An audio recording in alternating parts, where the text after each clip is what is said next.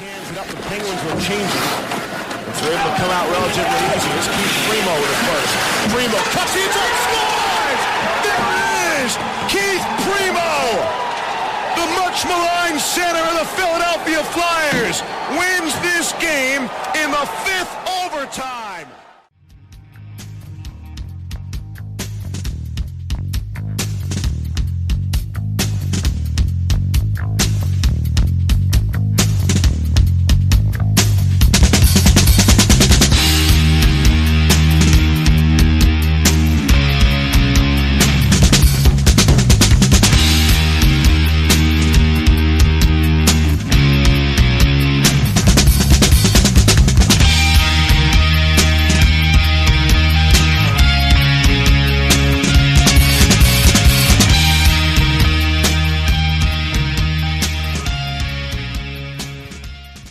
Hey everybody, it's Isaiah, and I'm here with Chef B, who's going to tell us about one of our sponsors here. Chef? Yeah, O&B Puckcast is now brought to you by Summit Public Adjusters. The winter months can be especially hard on our homes, from roof damage and peeling siding to frozen pipes and toilet overflows. Call Summit Public Adjusters before you call your insurance company. Dealing with your insurance company can be stressful and confusing. Let Summit Public Adjusters take the stress out of the claim process by having our guys work for you. Get the most for your money and your repairs.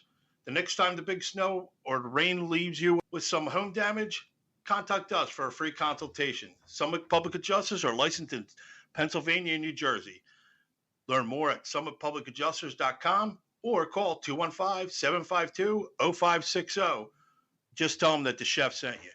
Yeah, what was that number again, Chef? 215-752-0560. That's terrific. All right, we're going to carry on with the rest of our show. We are back. It's Isaiah. Welcome to the O&B Puckcast, episode number 114, brought to you by FlyersNittyGritty.com. We're going to have Russ Cohen on. He's going to talk about his overview of the Flyers and maybe a plan to change the direction of this disappointing season. So let's start out. You've heard from me and Chef. Let's say hello to the great Dan Silver. Hey, Isaiah, Chef, how you guys doing? All right.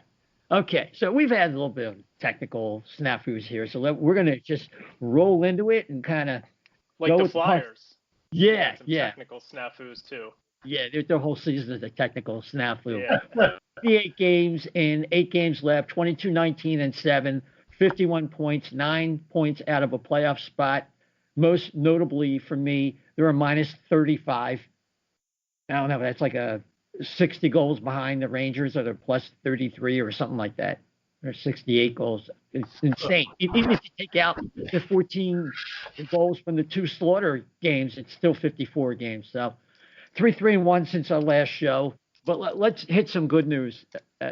Dan, I'm going to start with you. Just a list of accomplishments by Claude Giroux. Last night's heroics, after a very uninspiring effort from the team notwithstanding, he passes Brian Prout to become the team's 3rd all-time scoring leader, 850 points. He's 33 points away from tying Bill Barber for 2nd on the all-time list, which is 883. And he's 65 games played away from becoming the 2nd Flyer to play 1,000 regular season games for the team. Information from Bill Meltzer. Dan, your thoughts? I mean, I don't know about you guys, but like hearing that, it's almost depressing. Like, yeah, okay, I'm happy for Claude Giroux, and you know, he's been one of the best players in the history of this organization. But wow, we've basically wasted is not the correct word, but it's been 1,000 games with Claude Giroux. He's got 850 points, and what do we really have to show for it? Not a whole lot from a team standpoint. So, if anything, it's kind of depressing. I mean, because his best days are behind him, and much like a lot of things with this team right now, it's just kind of depressing. It's you watch these games, and it's not a lot of fun. I mean, the Devils hadn't been leading a hockey game for 8 periods, or for 8 games, and then against the Flyers they're up 3-1. You know, it's pretty pathetic. I mean, it's it's just tiresome kind of, and there's 8 games left. Just, mercy, please, mercy. Just make the season end. Let's get to the off season. Let's see if Chuck Fletcher can dazzle all of us with some moves that will help this franchise. It's on life support right now, so we really got to get those defibrillators in and get this thing going. Yeah, it's either that or Dr. Kevorkian, Chef. Yeah, that you took the words out of my mouth there. I don't want to admit, but it seemed like it's turned into a third tier franchise, hasn't it? I mean, that's what it feels like. And I see everything that Claude Giroux did, and not only the best in one of the best in Flyers history, but literally probably one of the best in the last 10 years in the league too. He's up there.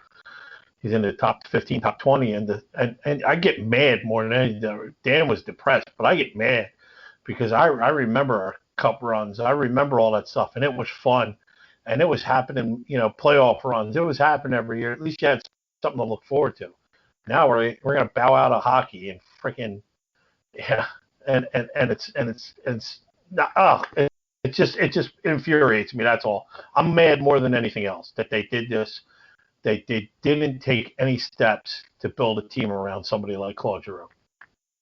Well, they tried, but it was aborted. From the very beginning, everything they did from 2011 on with the Carter and Richards trades, they didn't get a defenseman. We could go and relitigate all of that, but when you had 2 guys over 35 who really weren't going to last too long before even the injuries kicked in for Pronger, you had to get some insurance in there. And you could say what you want about Sean Couturier. You could make that case for Dougie Hamilton, and that's a conversation we'll have, a player we may talk about later. But yeah, it's a shame. He's I think it was Bill Meltzer who talked about comparing Claude to Dale Howard-Chuck with those teams in the 80s and 90s for Winnipeg at a time when the province of Alberta sent 8 years in a row, sent teams to a Stanley Cup final, and Winnipeg just couldn't break through. Yeah. It was either Edmonton or it was Calgary, and both of them came home with a cup, and Winnipeg all those years was just second tier. But the Flyers weren't even that. They haven't made the playoffs almost half the time. So it's a shame, but it's reality. One more year left on a deal. We'll see what happens. But some good news and some reason. Yeah. Yeah, no, I was just saying they were so focused on the rebuild with Hextall, and he did amass a lot of draft picks, and he picked some good guys. I mean, I still think I think there is a pulse to revive with this team. It's just going to have to take, adding a top tier defenseman and kind of changing the mix a little bit. But I think we're not looking at a New Jersey Devils or a Buffalo Sabres kind of situation. I think the pieces are there. It's sorting through the wreckage and the rubble of this season and trying to, get rid of the things that need to be gotten rid of and hold on to the beacons that we have in that rubble and then move forward. Yeah, I mean that's something that we're gonna hash out a little bit with Russ in terms of like how extensive does this have to be, and like Elliot Freeman said, there's some pretty major surgery coming for the Flyers. It's just how major is the question. Chef, let me get you before we move on and talk about a couple young new kids that have us a little bit excited. Go ahead. Yeah. I remember I was listening to your special one-off show the other day, and you were talking about how, I think it was with Anthony and DeMarco, and you had talked about how this could possibly be his last year here, and that you send him off with a big hurrah and tell him he's not going to get signed. It sounded like a game plan. How realistic do you think that that's going to happen?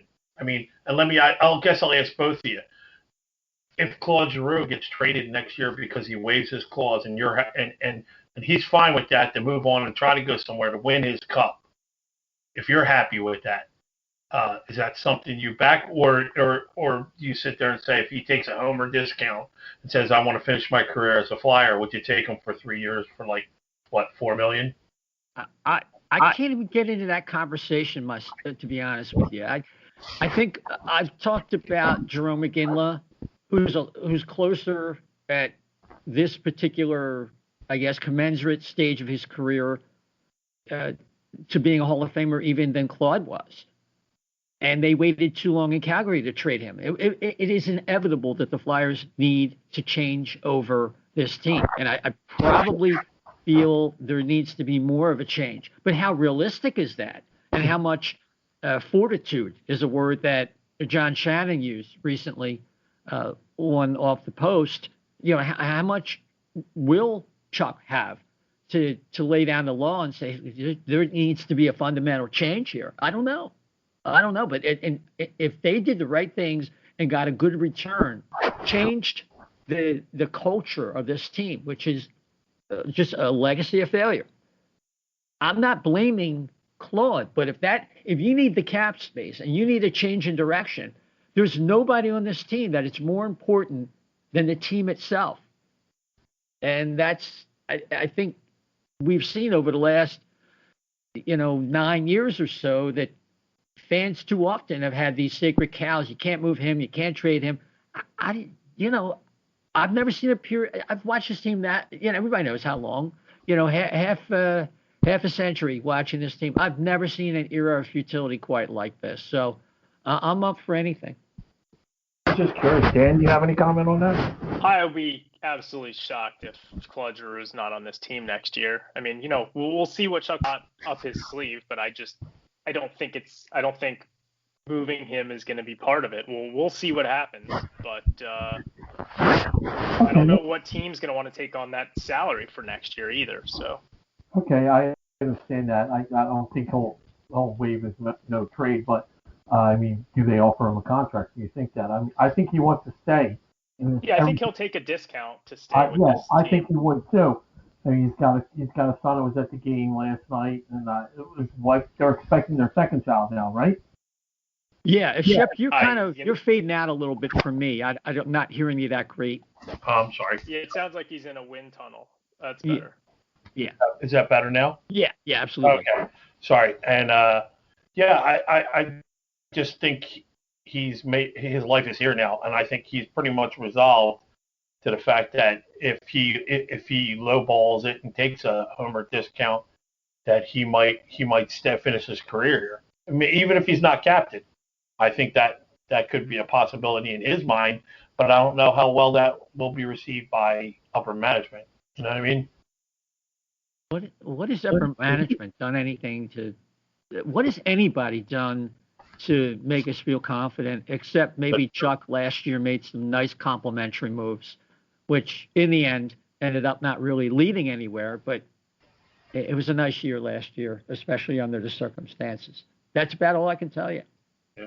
But if Flyers have some injuries, I think we're going to hit the kids on the other side, or maybe catch up to them with Russ. But so Shane Gostisbehere is out 10 days with a sprained MCL that occurred during the Ranger game. I think that was on Friday. Carter Hart's knee sprain is a little slower to heal than anticipated. Tanner Lashinsky is out until September with a labral tear in his hip. And it appears as if the absence of Ghost, that injury will open up a slot for Igor Zamula for a look-see coming up tomorrow night. But Dan, you got to comment on him. He's one of your favorite players. Yeah, I like Zamula a lot. In my most recent prospect list, which was from last offseason, I actually had him ranked barely ahead of Cam York. I think they're both. I think that they're both really good young defense prospects, kind of not in the elite tier, like you'd say like a Cale Makar or Miro Heiskanen. Those are the kind of guys who are like elite defense prospects. I think they're both York and Zamula are kind of in the tier beneath that. unfortunately for the Flyers, it's sort of like the same tier that I would have put Travis Sanheim and Phil Myers. And so you see how development can kind of go up and down for young defensemen, even really talented ones. Zamula is a very charismatic, tall, lanky defenseman. He's got good hockey sense. He's a good passer. He's got some offensive flair. He's a fun guy to watch. Is he ready for the NHL? I don't know. He's not a fully polished product, and he's got to put some weight on. So I think it'll be fun to see him play, but he's not the savior, but he's also not some kind of guy who you're expecting to be a third pairing defenseman at best. He's a very good defense prospect, and he's a guy that national pundits had in their top 50 overall NHL prospects. So it's not like, the Flyers always overrate their prospects. No, he's been rated pretty highly around the league as a prospect. But again, he's been a little injury prone, and he's got to put weight on. But he's an exciting kid, and he's, unlike a lot of Russians, he's very charismatic. He's in, at the World Junior Championships, he scored 2 goals in one of the games, and he was fist pumping the crowd, and he's a fun guy to watch. So I'll be excited to watch him, and he's a very good defense prospect. Great. Hey, can you tell us about another prospect who might be coming over next year?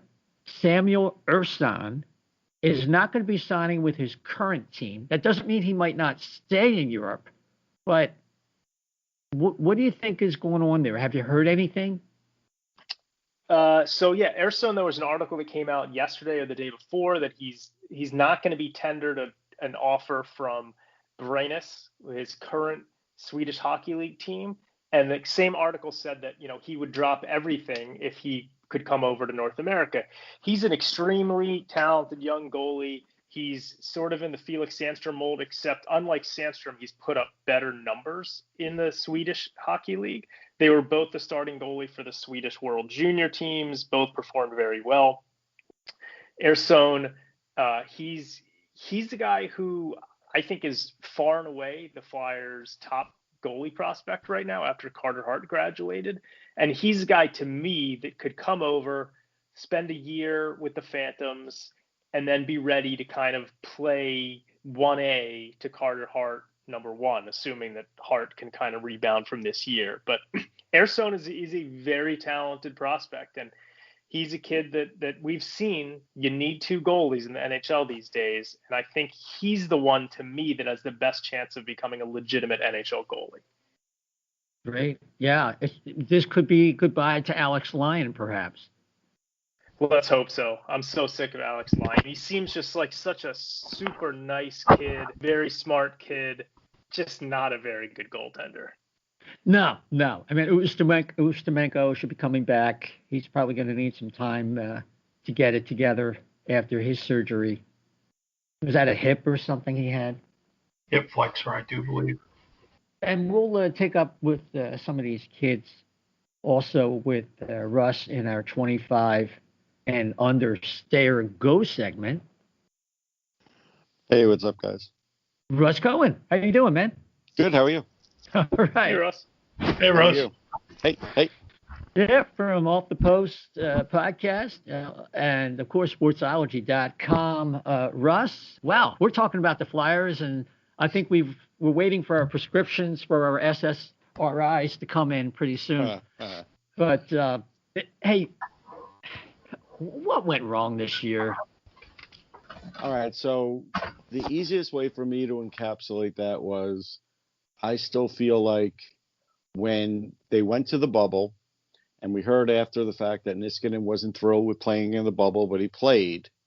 I think then as a GM, you have to start thinking ahead and saying, okay, how much longer is this guy going to play?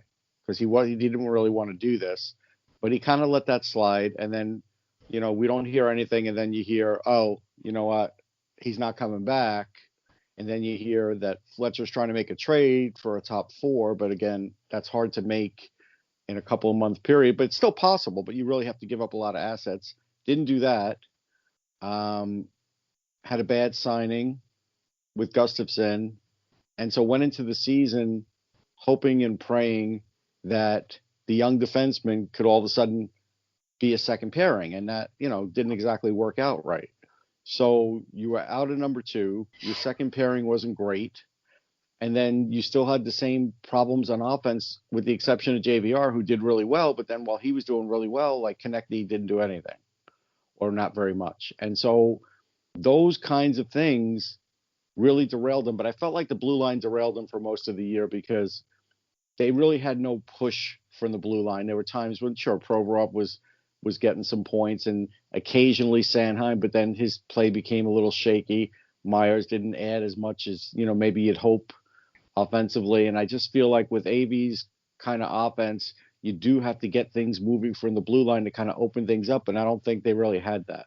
So I think that's a big thing that hamstrung them. Then, of course, the confidence issue with Carter Hart, because the blue line wasn't very good either. So that eroded his confidence. And I think that was your biggest problem. Mm-hmm.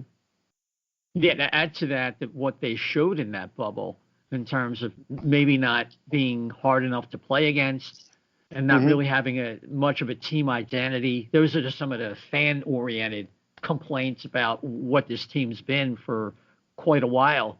Even when they've made the playoffs, those are things we all kind of came back to. Yeah.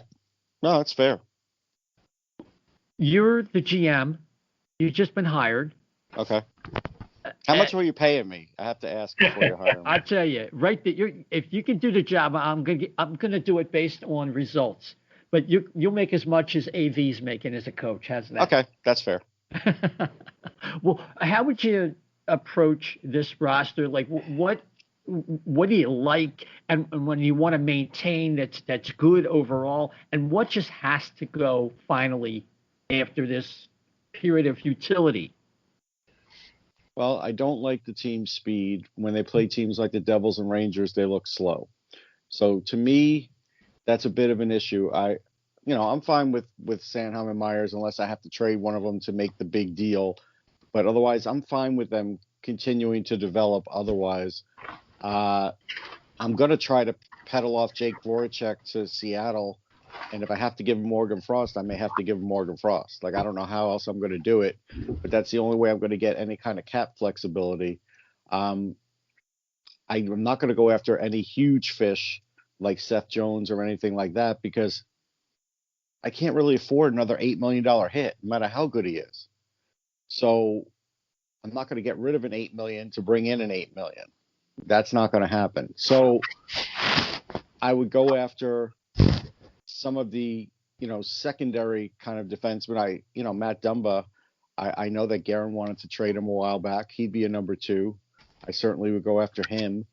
Might be fewer assets to give up. Definitely fewer than Seth Jones. I would probably trade Nolan Patrick. I think he needs a change. I don't think he's going to get any better on this team. I think he just needs to be in a new environment. He can't play wing. I mean, AV's tried. For whatever reason, he's just a center that can't do it. Most centers can, because center is harder, but he's just such a natural center, so used to it that he can't. At this point, I would just trade him out, even if it's just for another draft pick in this draft or next year. I would do it. If I could get a second or a third, I'd do it, because otherwise that's just another guy you have to sign, and you don't know for sure if the offense is coming back, but another team will gamble on it for a pick. So I would do that. I probably have to offer up Connectny in a deal. And again, if I'm trying to lure somebody, like a Dumba or that caliber, then I might have to, offer up another defenseman too, maybe Zamula or something like that. I don't want to trade a lot of picks. I know the thought process is, well, we have a lot of young talent. Let's trade the picks. But you could see that over time, how the lack of picks and funneling guys through the system can really erode you. I think the part that fans have a hard time with now is there are prospects, but yeah, they're about 2 years away. And so there is a little bit of a gap where this team could be stuck in the mud if they can't fill some of these holes. And it's not because of a lack of talent. It's just because they had some dead spots that they just absolutely can't fill, and they're important spots. So I look at it that way. And while I don't want to trade a Morgan Frost, I have a lot of centers. and I just re-signed Lawton, whether I use him at center or wing. Like, there's a lot of guys that can play center. And so at the end of the day, that may be the one place where I have a lot now. There used to be a lot on defense. Now that's a little bit up in the air. I'm sure Wyatt Kaliniak would look really good like right now, but we will never know how, if an offer was made, if he never wanted to play for the Flyers, whatever. But he's got like 3 goals at least for the Blackhawks. So I don't know if anybody from the Phantoms, other than on defense, Zamula could, possibly come up. So I'm not counting on any of them, but I need better depth than Nate Prosser. Like, it has to be better than that. Friedman getting rid of him was a mistake. I don't care what was going on with the team. To me, it was like you could have sent Sam Morin down and nobody would have taken him. You sent Friedman down, and then, you gave Pittsburgh a little spark, and they've actually been a lot better since then. And he hasn't played, but he got his goal against the Flyers, and that sort of gave him a spark. And I'd have to build up more depth with NHL type defensemen. So at least somebody better than Prosser that's going to sit on the taxi squad, somebody who's going to play a real number 2 role. And and if it's got to be an older guy to do it, but he could skate, then maybe that's going to have to be the way, because maybe the window has passed to be able to do that without shaking up everything too much. I think Giroux, you can keep him. He does enough positive things, but you do have to break up that core somehow. And if you have to get rid of like Voracek and Connectny to do it, maybe that shakes up the guys. You're going to have to do something to really rock the boat, because, for as frustrated as you can see that Giroux is, or the up and down play, it's, a lot of the same guys causing the up and down play. Yeah, I mean, they're minus 35 for the season, goal differential. Yeah. That's horrendous. Yeah. Do you like Ryan Ellis better than Matt Dumba? Yeah, would you pay more for him? I would pay more for him, but let me see what the price is going to be. The problem with Poyle is he is going to ask for more than they'll ask for Dumba. So I might have to settle with Dumba, who does have a good physical nature, which, again, wouldn't hurt the Flyers. They've missed a guy like Gudas. Because I had said earlier this year that if nothing else, I would have brought in a physical defenseman while things were starting to fail, but they were still in playoff position, just to see if I could get a guy around the net to help Carter Hart out. But nothing was done. And that's where I felt like Fletcher failed at his job, because forgetting about that top 4, he's trying to make these big deals, whatever. He's looking to the future. You could have done something to try and keep your team in it when you saw that Gustafsson wasn't a fit, and they didn't. And I just felt like that was a big fail on trying to recoup this season, where, people may not want to hear it, but conversely, Hextall went into Pittsburgh, and I don't think he waved a magic wand, but he and Burke probably spoke to the guys and whatever, and probably spoke to Sullivan, and, they turned it around. And they looked like the team that wasn't going to be in it. So that's where I feel like, Fletcher didn't do a good job this year. I felt like he's just been very reactive for the last year and not proactive. And now he's really in a spot. Like, now he's really at a crossroads with what to do with this team. Yeah, it's hard to argue. Chef? Yeah, I was wondering, you had mentioned the core players, Jake and TK, and maybe you could salvage G, but Hayes, is this the real Hayes, or was last year a fluke, or was just he was fired up to be here, got a paycheck, he was all happy, or is it something else? In my opinion, I think he might be playing through an injury or something. It seems like he doesn't have the jump in his skate and his gait and his speed. So I was just wondering, what you thought. Yeah, he's definitely not skating as well. I like Kevin Hayes. I definitely liked what he brought last year. I thought the signing was fine, even though it was too much term and maybe a little too much money. But I get why they did it. The impact's been lessened this year. When I used to see him a lot on the Rangers, I felt like his hockey IQ wasn't great. That's improved. But then I want to say middle of this season, it started to dwindle again. And, like last night, you saw he had a really bad turnover. Now, they won that game. But again, it was against the Devils, who had the lead most of the game, and they just couldn't hold it with the 6-on-4. That was just the way it goes. But Hayes made some really bad plays in that game, and he's been too ordinary. I think you have to just say, all right, look, we'll give him a mulligan. You're not going to be able to trade him with that deal right away anyhow. You let AV talk to him, you work with him, maybe bringing in another guy that he is familiar with helps him, and maybe you go down that road. I think that might be better than, any other way to sort of rehabilitate him. I don't think he's, far gone or anything. I just think it's an off year. Yeah, Russ, we have a listener question. Listener MCA Big Mac at MCA Big Mac on Twitter. Can you get Fletcher to trade Voracek for Weber? No.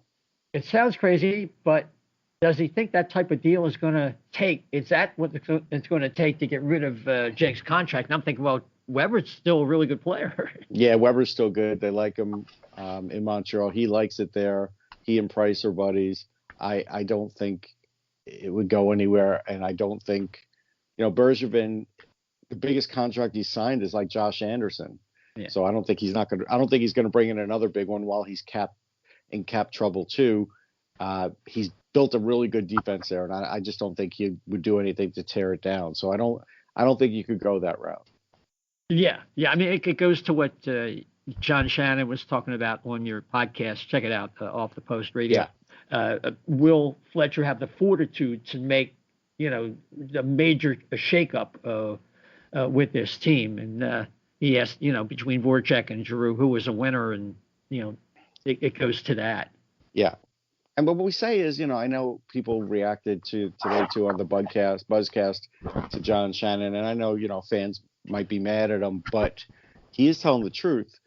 Yes, Giroux won that game yesterday, but when you're here like 11 years and you haven't won, it's fair to question. No, absolutely. Dan? So, Russ, I hope you're doing well. I am. Thanks. Talking to you. Yeah. Same here. So you were talking about that, you want to try and get rid of Voracek, which I think everyone kind of wants to get rid of him. And, I don't know if it's going to cost Morgan Frost or whatever it's going to cost, but we probably have to do it. To me, the whole reason to do it is to free up the salary so that they can go out and, either sign Hamilton if he's interested in coming here, or trading for a guy who's going to be a restricted free agent like Seth Jones, who you'd probably have to sign to a $7 to $8 million deal. So I mean, if we can't trade for an Ellis, because I'm just not sure that Nashville is going to want to trade for. I mean, a lot of that chatter was before the deadline, or before that team really started playing better this year. I don't know if they're going to want to move him. Matt Dumba, I'm not convinced is a slam dunk top pairing defenseman. To me, it's like there's Klingberg and there's Hamilton, and then there's Seth Jones, who I know his kind of advanced stats have fallen off a cliff this year. But you're gonna have to kind of take a risk. But I mean, it seems to me that they may have to try and get a guy who's going to cost $7 to $8 million. I mean, isn't that something that could be a reality if you really want to get the top pairing defenseman? I mean, it could be a reality. It doesn't have to be that reality. I mean, again, I might have to, force a 3 into a 2 or something like that. And let's say you don't like Dumba, maybe I go after Spurgeon. You might have to get somebody who could play the part rather than putting yourself right in the same cap situation again. Yes, you'll be better defensively, but you're still going to have problems with your bottom six. I'll ask the crazy question. Instead of plugging in Gustafsson, why didn't they just bring back Tyler Pitlick? He was fast. He did everything well for this team. They didn't even seem like they had an inkling to re-sign him, but they need that player. Now they need him. So, all of a sudden that's an issue. Boy, I would hesitate on bringing in any of those huge salary guys. I would look, and I don't think Klingberg's not a UFA, so I don't know if I don't think they're going to trade Klingberg. I don't think they're there yet. Maybe you try and work a trade for Werenski if they're going to re-sign Jones. At least you can get a couple years cheaper than going straight to 8 like you would with Hamilton or Jones. You might have to do something like that. But Klingberg is a unrestricted free agent at the end of next season. So him and at Seth the end Jones, of next season, right? Yeah, which is the same for Seth Jones. So they're kind of in a similar boat. But Dallas isn't in the same kind of trouble Columbus is, though. You know what I mean? Yes, correct. So yeah, it's not going to be easy.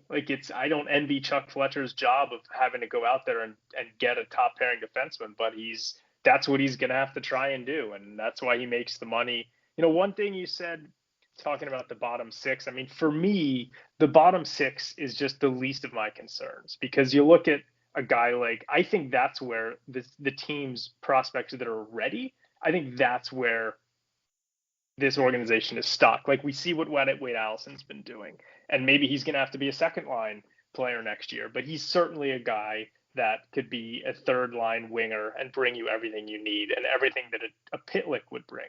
I think that Tanner Laczynski, good.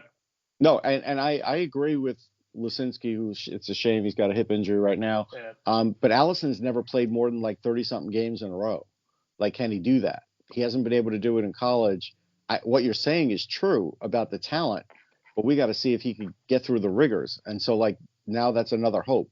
It's not a guarantee, I do agree you could plug both those guys in, but it just felt like that leadership that Pitlick had, also the penalty killing, also the speed, was a factor, and was a factor that even those other two guys won't be able to fill. The other thing I look at with the number 2 is, for years the Rangers had Dan Girardi, right? And they paid him well, but not huge money. And there is Josh Manson out there, and maybe he cost you a little less. He could play the part. He definitely could play the part, and that is a way of not breaking the bank too. It'll cost you some prospects, maybe a pick, but that is a way to keep the cost down, because I just feel like there's other things that need to be done, and this is just one of them. Again, they need more defensemen. So they have to add at least 2 defensemen this offseason, in my estimation. At least 2. That begs the question, Russ, who's going to be Seattle's target? If it's not Voracek and they go for JVR or even Gostisbehere, then that opens up more salary cap space. So maybe it's not as bleak with the cap. I know they have to pay Couturier and all that, but then you have Giroux coming off of a contract where he might resign at a lesser amount, and maybe not. It's quite, not as daunting as it looks. Yeah, you're hoping though. You're hoping that they take your high salary guys, but I don't know if Francis will go for Van Riemsdyk. He might.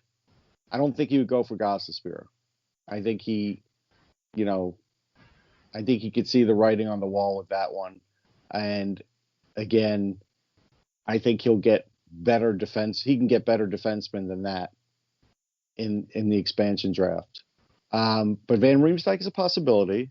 But again, then who's replacing Van Riemsdyk's goals? All of a sudden you get rid of him now this year and this team's even worse. So that is a factor, but I do think it's a possibility they could go for Van Riemsdyk. I think it's a possibility they could go for someone like Hag and say, hey, look, you know what? Given the chance, we think he could play up a little bit. And maybe he's, stuck in a bad system there, he's just not fitting in with AV. It's possible. Yeah, definitely it could be. But yeah, I had something on the tip of my tongue and I just it blanked out for me. So let's take a look at the 25 and under players on this team, because they are the reason that the Flyers are not going to just tear this down completely and end up what's going on in Buffalo, unless they made a deal for Jack Eichel. I don't know. Just before I get into that, Jack Eichel, what are you hearing about that neck injury? Do you know anything? Is it something that's lower down in the cervical spine, or? I haven't heard any specifics, but I just had a feeling that they were just like, look, it's enough to let's just keep you out. At this point, we could play a lot of young guys. Let's see what we have here. We already know what you are. We're not going to risk you. I just think it's like that. Right. Well, I mean, yeah, one cervical procedure is not like the other. I've had a C23. If he has a C23, that is rough. If it's lower down, he should be okay. But anyway, let's run down the Flyers roster here, and let's go from the top of the age. You mentioned Robert Hagen. He could be a target. I don't think a lot of Flyers fans would be upset because they think he's somebody that's replaceable. But he can play, and he is physical, and he does have a little bit of offense in him too. I just think in a different system, I think people would see him in a different light. Okay. So if you're making the decision, you would lean toward keeping him, but he could be a target. Obviously, he's not going to be one of the defensemen that's protected. No, he's not going to be protected. I wouldn't protect him. No. Now, on a technicality, the Flyers are able to bring up Igor Zvula because Samuel Morin, age 25, is still listed as a forward. A loophole there. But Sam's future, is it in the NHL? Maybe a seventh defenseman, or is it with the Flyers? I don't think it's with the Flyers. I mean, if he admitted, hey, I'm probably an AHLer, I think they'd give him a 2-year AHL deal to kind of be like their AHL guy. I think they would do that. If he's willing to admit that, I think they would do that. Otherwise, I think he's going to have a hard time finding an NHL job. Gotcha. I mean, he certainly brings the toughness. It's just it's at the wrong time too. He still doesn't really have an idea of timing for that. A couple of games ago, who was it? Garnet Hathaway. Yeah, Hathaway. Right, he challenged him, took the gloves off, and Hathaway's like, "You just got yourself a penalty," and he walked away. Yeah. Those kinds of things aren't going to make him, aren't going to get him the enforcer's job. I don't think he's an enforcer. Just because you're big and you can hit guys hard doesn't make you an enforcer. There's a whole mentality behind it that I don't think he has. Yeah, he's not in that Goodbranson category. Yeah. Whatever you want to say about, that player, he kind of knows when to go, when not to go, and has a feel for the game. And unfortunately, Sam was robbed of that time and that experience. Yes. Yeah. Oh, yeah. So, Nick Obey-Kubel, rough year. Lots of bad penalties. Yeah. He could be shown the door, you think? Yeah, very good chance. I think there was some upside there. And I just think in this system, it's not working. And the penalties are killing him. And I see AV just seems to get upset with it. He tries to hold his composure. So he could be shown the door. Okay. We haven't seen the best Oscar Lindblom this year. No, but it's starting to get better. I'm starting to see a little bit more around the net. One more season of off-season training, and I think he's going to be back. I do. Yeah. Oh, yeah. Absolutely. I mean, I could see some GMs wanting him. Oh, yeah, but they'll protect him. Yeah. Oh, yeah. Phil, I'm going to put Myers and Sanheim together. They're both 24. They appear to be headed in opposite directions, even though they both have had a tough year. Sanheim's had more highlights in spite of some of the really tough games he's had. Well, is that just a case of development? It is a case of development. I feel like Sanheim will definitely be the better offensive talent, but I do have to question now his defensive IQ at times. So Myers, I feel like, can be reined in a little bit more defensively. He still can be physical, which is good, and has those offensive flashes. And at this point, I'm going to protect them both, but I might be more inclined to look at Myers more long-term rather than paying Sanheim in a big deal, and that's why I might have to move him in a deal at some point. Okay, interesting. A lot of people were waiting for that answer. Ivan Provorov. What do they have in Ivan? He's a top pair minutes muncher, but of what quality? Is he more like a 1A, like a Robin more than a Batman? No, I think he's a 1. We talked on the Buzzcast. I know, Eck was saying, well, what if there was a deal and you had to trade Provorov to get Seth Jones? And I said I wouldn't do it because I already have cost certainty in Provorov. He can give you a little more offense than he gives you. He's not Seth Jones. He's nowhere near that. But I think he's pretty close, if not as good as Seth Jones defensively. Minutes-wise, he may be better at times because I don't think there's anybody who's in better shape than he is. And sometimes he's only taking those 20-second shifts off, if you remember when they were doing that in the bubble. So I feel like even though he's not flashy, no, he's a true one. And right now, at that price, he's not moving on my team. Gotcha.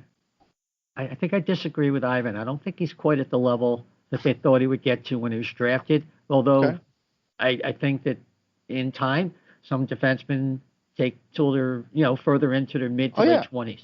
No doubt about that. That's a position you really got to wait on. I think of a guy like Pietrangelo. They were so patient with him, and he turned out to be everything they drafted him for. That's for sure. That's true. Yeah. Okay. Phil Sandstrom. We were just talking before you got on about Samuel Ursan maybe coming over to North America. Ustimenko is already here recovering from surgery. And you wonder, it's getting a little crowded. Maybe we say goodbye to Alex Lyon, but where does that leave Felix Sandstrom? It's a good question. I haven't seen him much this year. I think at times he has trouble locking in. I like Ursan better. I'll be honest. If I have to choose between the two, I'm taking Ursan every day of the week. Gotcha. Okay, well, of course, we want to keep Wade Allison, but the big issue with him is it's not the desire. He's like the opposite of Nolan Patrick in that way. Yeah. The kid wants it. It's just, can he stay healthy? And one thing I noticed, Russ, he seems to take a lot of chances out there in terms of diving and doing. Like sometimes you got to conserve your energy and be a little smarter because you can get yourself in a position to maybe get hit or get hurt a little bit. He's kind of like Lenny Dykstra, though. Like some guys, you just can't rein them in. Yeah. They just do that, and that's what makes them effective. But we have noticed, like, I don't want to say bow-leggedness, but a little bit of a weird kind of skating now that he does, and it might be because of all the injuries, right? So, that's something to sort of keep an eye out on. Yeah. Wow, what a great comparison to Nails. Good one. That was a good one. I'll give you that. Thank you. Yeah, we love this kid. I mean, from day one, as soon as we heard him call Cam York Yam Cork and just all kinds of chatter. Remind us of like a Hartnell.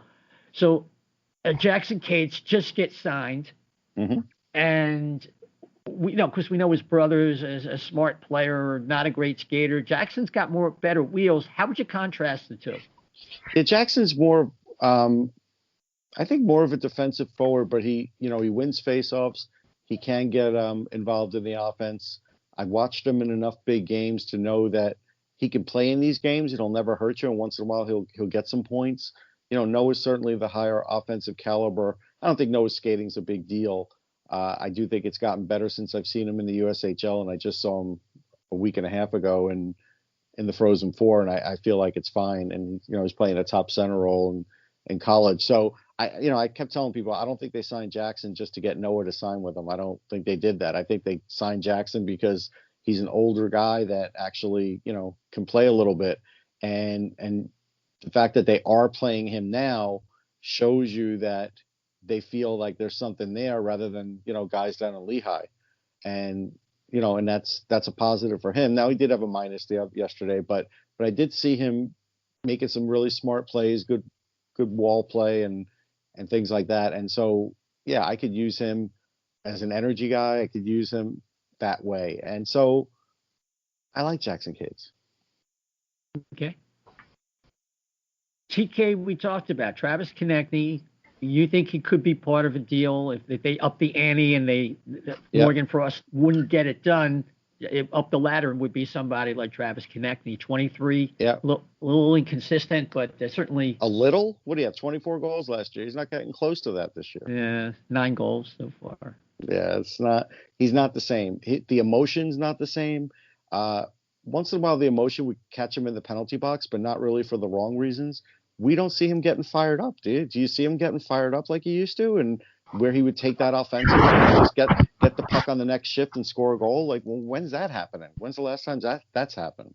If he's not getting in front of the net and going after it, then he's not going to live up to that Brendan Gallagher style of player. I'm not expecting him to be, quite that guy. Right. But he also has more skills than Brendan Gallagher. He does, but he got paid to score goals. Like that's what he's getting paid for that. Yeah. And right now he's not doing that, and they needed him desperately this year. So is there a chance he's not fitting in the AV system? Yeah, because I so far I've seen him struggling with it. Tanner Lashinsky comes up. Didn't look out of place, but he's got a torn labrum, and he's going to be out until next year. Yeah. He seems to have a profile very similar to a lot of Flyers. Bottom six, maybe more of a fourth line player.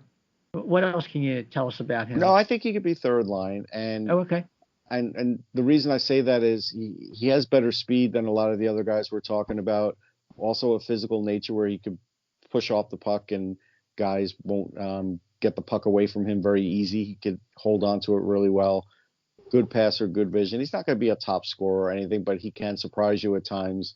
So I think he's got a little bit more of everything than the other guys that we've been talking about. So, the labrum thing, for a goalie, we'd worry, but hockey players all seem to get it now, right? Because they're all riding their edges and everything. So it's just a matter of time for a lot of them.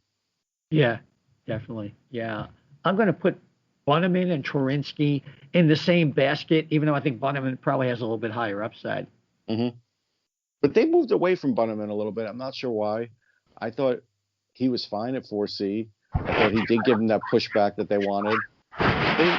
They seem to move away from him, and I don't know. Maybe that one's on AV. Turinsky is kind of like I can't find a spot for him. I like the kid. He's got a good shot. He's got decent wheels, but I just can't find a spot for him. Maybe a quad A. Yeah, I wouldn't try hard to keep him, but I would keep Bunnaman because again, I do think there's a role for a guy like that. Even if he's just your call up when someone gets hurt, whatever, you're a taxi squad guy. I got to hold on to him. Yeah. Now, obviously, if you move into the category of somebody like Joel Farabee, he's the brightest light among the young kids. Oh yeah, it's actually done something. So he's a really important player for them going forward. His play's kind of tailed off a little bit as the season's going on. Yeah, I just think he's getting banged up a lot. He's not the biggest guy, and I do think he's getting banged up. He has no fear, and I think that's caught up with him a little bit. Remember, there's a compacted season. He's still a young player, but we are seeing more of the Joel Farabee that I saw with the NTDP that you're seeing this year now. Like now that the confidence is there, you're seeing more skill on the offense, more confidence, and he's going to continue to bring that. Yeah, and I think he's still leading the team in goals. So yeah, not complaining in that regard. So that brings us to Nolan Patrick, and you mentioned him. I could not agree more. He is somebody who doesn't seem like he wants to be here, and we've seen flickers, not even flashes. I think we've seen more flashes from Allison in the first couple games than we've seen from Nolan. I don't know what it is with him. Yeah, I'm not sure either, but I would just call up like Calgary, Edmonton, one of the Western Canadian teams, trade him out there. He'll be happy. Yeah.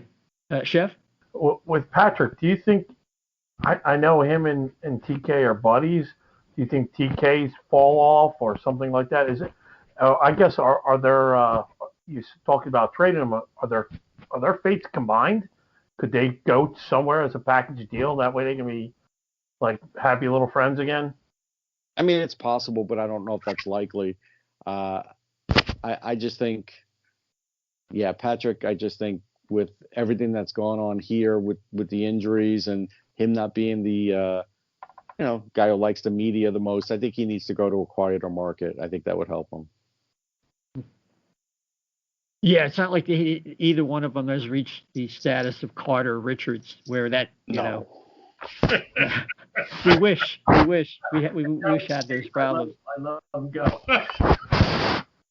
So, a little bit noisy line tonight. To apologize for that. We're using our alternate recording system. That's all right. Maxim Shushko, is there anything as a player in the NHL? I'd give him another year. Shushko has a good, steady pro body, and he can keep people away from the puck. He could surprise you with his skill, and I think as he builds confidence, he could do something for you. there's still a little something there with Shushko. He hasn't played a ton of pro games, so I would like to hold on to him. Gotcha. Okay, that brings us to the best for last. Carter Hart is what happened this year not only a byproduct of him trying to work with a coach who wanted to maybe expand his technique, Dustin Schwartz wanted to get him in some other areas, and it seemed to mess him up. But I still go back to like some of the conversations we had when he came up. Might be rushed, and this might surface later in his career. Yeah, I mean, there's no question he was rushed. Now, it doesn't mean he was ruined. It definitely hurt Mason's career, as we saw, Steve Mason. But I think Dillabaugh, tried to work with him. It didn't work out, so he'll probably be the sacrificial lamb in the end. I just feel like Carter Hart didn't have the confidence because I think he was trying to overcompensate for the defense, and I also felt like his post-to-post play got worse. It started to get better after the time off, which I felt like they should have given them that time off earlier. And that day that they had him come in after one game off, when AV promised him two, I warned people that was a disaster in the making. They should never have done that. And they were like, well, what are you supposed to do? And I'm like, you play Alex Lyon, which now it's okay to play Alex Lyon. So why didn't you just play him a game then? So you could have given him the 2 days off. That I blame on AV. And Fletcher, because they didn't have they basically made Hart the backup. They shouldn't have made him the backup. They should have let him just completely sit out. But they didn't do that. So I do feel like that was a factor this year too. I don't worry about him long term, but I do think when he was in the bubble, there is something to be said about him just showing up at the same place all the time and him getting very comfortable with that, and he was really good. I think he was slightly better than he's been in the past on the road. I haven't really looked at the numbers, but not a lot better.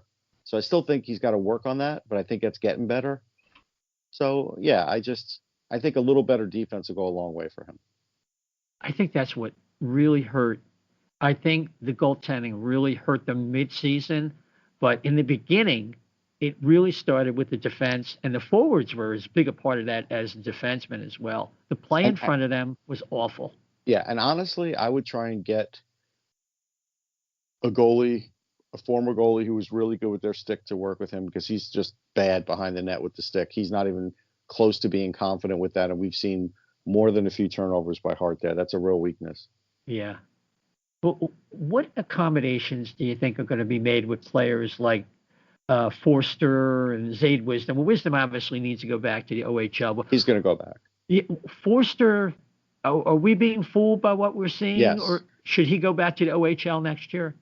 Yes, because, like, as an example, he's facing a goalie named Mittens the other day, and I remember seeing him in international play, and he was a fun guy to watch, but he's like a smaller guy, and he was kind of easy to score on. So, Forster scores 2 goals on him. There's a lot of goalies in the AHL that are ECHL quality, because a lot of the other goalies are on the taxi squads. So whatever you're seeing this year, yes, Tyson Forster has a great shot. Is he fast enough for the NHL? No. So let him work on that over the summer and go put him back in the OHL, and don't worry about what you saw when he scored this year in the AHL. Same with Wisdom, because, again, I think Wisdom's game can translate, but I also think he needs to get faster. He's good he's good in the corners, and he is scoring goals down there. He's not going to score him the same way up here. And I do think you don't want to throw him to the Wolves yet. I don't think you want to throw either one of them yet. Gotcha. But before we get your sneak peek at your first draft list, Chef, you had a question? Yeah, well, I dated a girl once that had a cat named Mittens, but no relation. So, but the other thing was, you were talking about development of Carter Hart, and I felt like Moose was a good handle for him. Do you think, because of what's out there and what, how tight the cap is, do you think they give Elliott one more year to bridge that gap until Harrison or one of their prospects has a time to assimilate? No, I think they need to spend slightly more and get a true 1A that if Hart has trouble again, I could throw in there for 5 or 6 and not worry about it. Elliott couldn't do that with the compacted schedule, and for all we know, it's going to be a compacted schedule next year. So, if you remember, that was the biggest plus of Elliott was when he was coming in, he had a lot more rest in between in previous seasons than he did this year, and it started to erode his game a little bit. So I need to get somebody who's younger, who can be that 1A type. Then if I have trouble, then all right, I can throw him in there. So you got to just look, and you have to wait a little while in the goalie market and see, who's not getting the offers, and just get somebody in that way. Even if it's just a 1-year deal, it's fine. Like, I'll give you an example.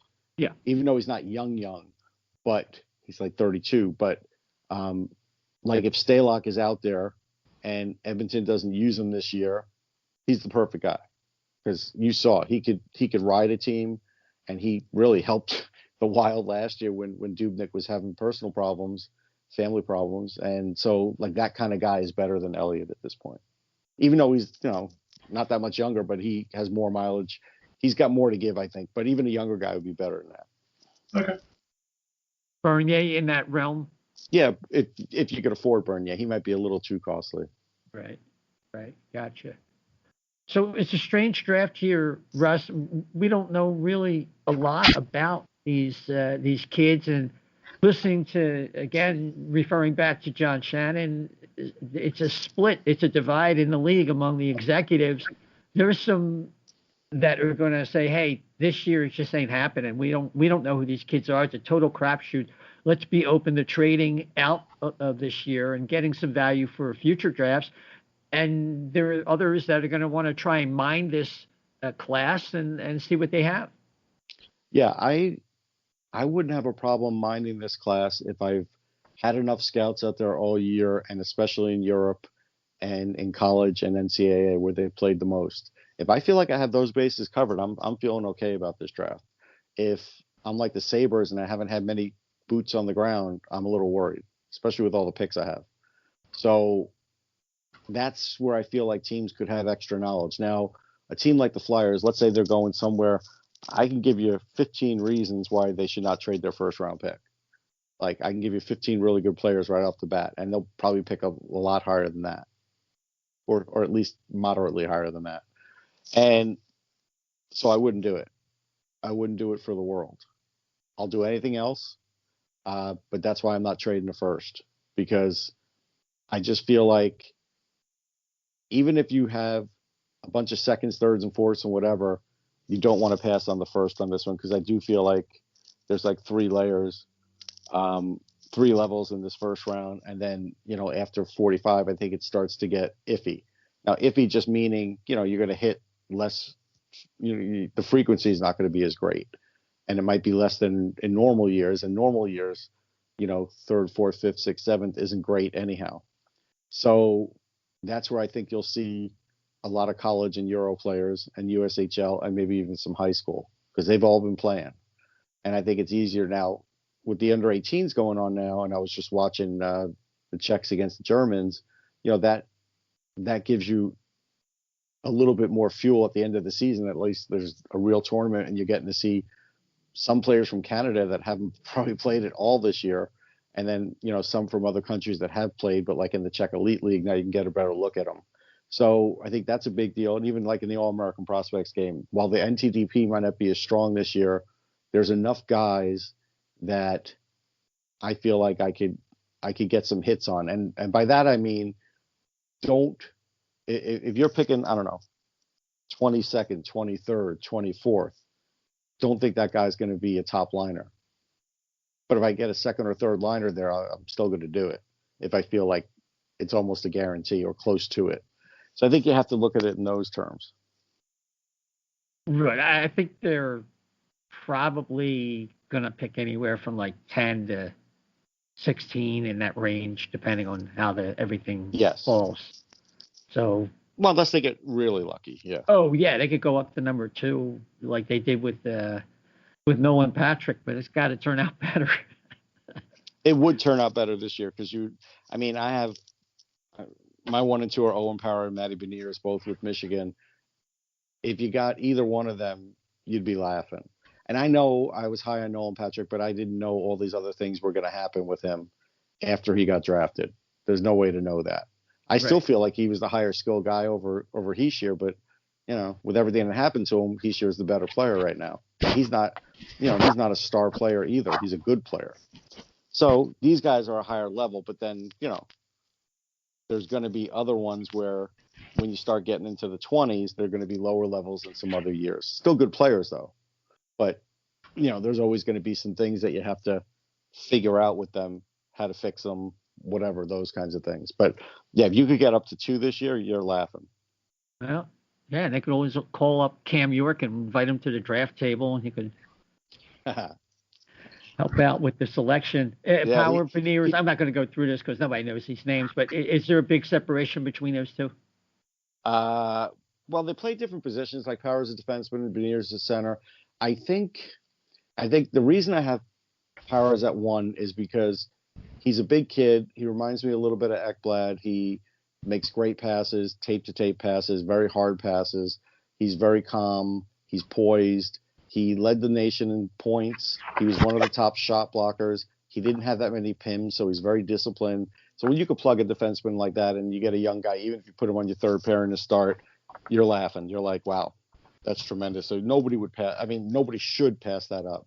Veneers could possibly be a first-line center. I think he could be, and that would be his ceiling. But, even if he were a second-line center, if he was scoring you a lot of points with the way he could skate and the way he wins faceoffs, you'd still be very happy with that. But there's a gap, I think, just because of – I think you're going to value – even though those are the two positions you value the most in the game, I think the defense – your top pairing defense position, as you know, with the Flyers, has been harder to fill. So I think you'd have to try and fill that first for most teams. Yeah, I'd say when your best players in your organization's history have always had to have been acquired from outside the organization, like Mark Howe and Chris Pronger and so on and so forth. Yeah, there's no doubt about it. So in 50 plus years of Flyers hockey, it's always been that way. So. Yeah, but they've switched, scouting and all. I thought, Chris Pryor did a tremendous job with Hextall. I felt like that. I mean, look, it's amazing the amount of hits they've had, and Zamula will be even, one more of them in a long line of them. So I just look at it and I say, yeah, maybe the Sanheim one, there was a little too much hope on the upside there with Hexy, and he really loved Sanheim, couldn't stop talking about him. So it's still a good pick. Maybe it wasn't a great pick, but that's all right. I mean, there's been plenty of other good ones. Every organization has holes, like blind spots, that sometimes don't get filled for years. At least the Flyers filled the goaltending one. So, that was the biggest one. Now you got to go to the second biggest one, which isn't easy either. And maybe Cam York's that guy, but it's going to take a few years. You don't want to just throw him right into that spot. Yeah. I kind of see the same ceiling on him as Dan does. Zamula, I rate York a little higher, but again, that's just based on pedigree. We'll have to see how that turns out. But I don't know if either one of those guys could approach that top pair. But you never know. I mean, Matt Carl played with Chris Pronger. If you get a good enough number one, it's amazing what you can do, right? Yeah, but then without Chris Pronger, he was a turnover machine. He still was a really good skater and could play in the league. But he wasn't the same without Chris Pronger. Well, of course, that's the point. Yeah, but he was not not a great defenseman, but it worked out for him. It's just getting that number one. That seems to be job number one for Chuck Fletcher. Well, Russ, thanks so much for taking the time and doing appreciate this. It, guys. Yeah, where can people find you online and sportsology.com and where are the podcasts and everything like that? At Sportsology, if you just type in Russ Cohen SoundCloud, you can find a bunch of shows. I have the Two Masked Men podcast too that I do at the rink. It's kind of like a real quickie, 4 or 5 questions. I've been grabbing a lot of different people for that. Sportsology.com. You could always DM me if you're interested in any of my books, or go to Amazon.com. That's the easiest way. Excellent. Thanks so much. We got to have you on when we get a little closer to the draft. Yep, no problem. Okay, see you guys. Take care. Okay, so before we wrap up for tonight, just a reminder that the O&B Puckcast and FlyersNittyGritty.com is brought to you by Jim's South Street, 400 South Street, 4 decades of the finest cheesesteaks and hoagies you'd ever imagine, and it's in the finest Philly tradition. With or without, doesn't matter. And let me tell you, it's got to be on your bucket list. It's just one of those cheesesteaks you got to have.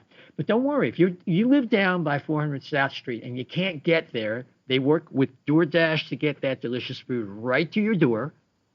So just remember, Jim South Street, 400 South Street in Philadelphia, PA. And with that, gents, boy, we covered a lot of territory with Russ, and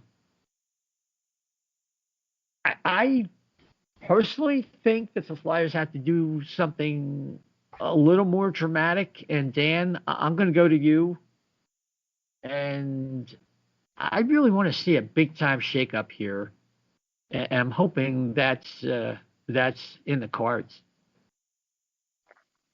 Yeah, I mean, the thing I disagree with that Russ said was, look, if we can get rid of Voracek, and if we have to spend $8 million on a defenseman, you got to do it. And if you do it on Seth Jones, and it turns out that, that this year with his horrible advanced statistics kind of is a reality and you're screwed, well, you know what? You took the risk. I mean, you're going to have to take some risks this offseason because you can't just do nothing. And I don't think that Nashville's going to trade Ryan Ellis.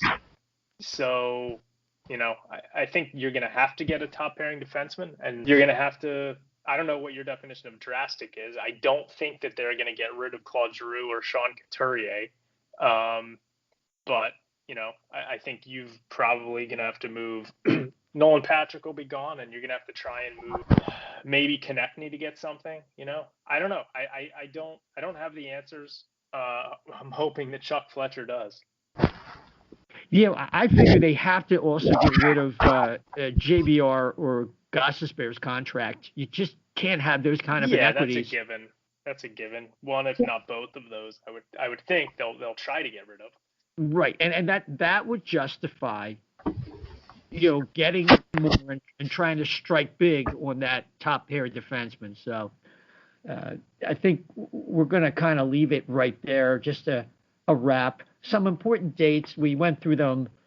It was old information last time, and Dan was kind enough last week to collect them. So coming up in July 17th, the deadline for the protection list for expansion draft. Then on the 21st, the actual expansion draft with Seattle. Then 2 days later, round 1 of the NHL draft. The next day, they finish up rounds 2 to 7. And then on July the 28th, and that's when we get into the RFA, UFA signing period. Now, Flyers going to have to really make hay at that time because we just can't go through a season like this. We can't forget, as bad as 32 out of 82, they were down 2-0 in 2019. I still think 9-0 and 8-3 versus the Rangers. A whole bunch of 6-1 ass kickings at the hands of a variety of teams, notably the Capitals. But so anyway, the Flyers are in this weird part of the schedule where they play the Devils 4 times in a row, which is a product of the virus and the cancellations. So I'm not sure when we'll get back with you. They have 8 more games to go. They have a couple games with Pittsburgh. They're always spirited. Then they go and probably get their asses handed to them May 7th and 8th versus the Capitals, and they finish up again versus the Devils. 2 crappy teams. I'm sure that might have the lowest ratings in NHL history. We'll see. So, Chef, we haven't heard a lot from you tonight, and why don't you give us a final statement and some contact information? All right. Sorry about that. I want to say I agree with Dan. I want them to swing and miss, and instead of standing there waiting to walk to first base.